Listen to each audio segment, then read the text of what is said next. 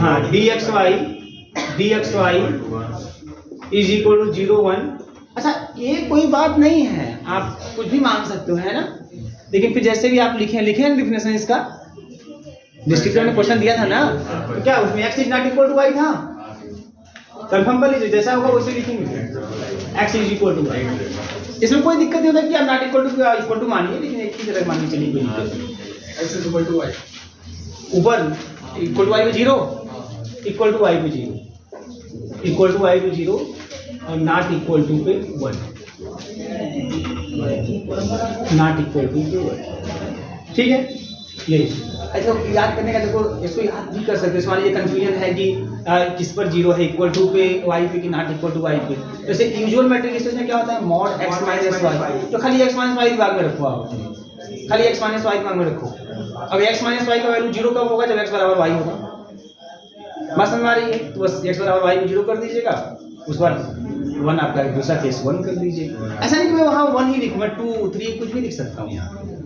Discrete मतलब बस दो भागों में से बांट दे जाए, है ना, ऐसे करके बांट दीजिए कि नहीं बराबर है तो ये दे दिया वैल्यू, और नहीं बराबर है तो ये वैल्यू दे दिया, बस इस तरह से। ऐसे अगर आप बांटते हैं किसी सेट को ऐसे इस तरीके से, तो वहाँ पे डिस्क्रीट की बात आ जाती है। डिस्क्रीट बात समझ आ रही है ना। और डिस्क्रीट वर्ड तो बहुत आप सुने होंगे फिजिक्स में, सुने नहीं आप लोग? फिजिक्स में डिस्क्रीट वर्ड नहीं सुने हैं? डिस्ट्रीब्यूशन में डिस्क्रीट क्या होता है, केमिस्ट्री में भी सुने होंगे आप लोग, फिजिक्स में भी केमिस्ट्री में डिस्क्रीट वर्ड, है ना, सुने होंगे। चलिए नहीं सुने होंगे तो कभी सुनिएगा आप लोग। बात समझ आ रही है। आइए यहाँ पर, अब यहाँ पे देखना चाहते हैं, ध्यान दीजिएगा, यहाँ पे देखना चाहते हैं कि ओपन स्पेस क्या होता है in the case of discrete matric space, है ना, कि वो जो ओपन स्फीयर है वो किस तरह से आपको दिखाई देने वाला है। यूजुअल मैट्रिक स्पेस के केस में तो आपने देख लिया कि ओपन स्फीयर ओपन इंटरवल की तरह दिखाई देगा, लेकिन डिस्क्रीट में कैसा दिखाई देगा, है ना।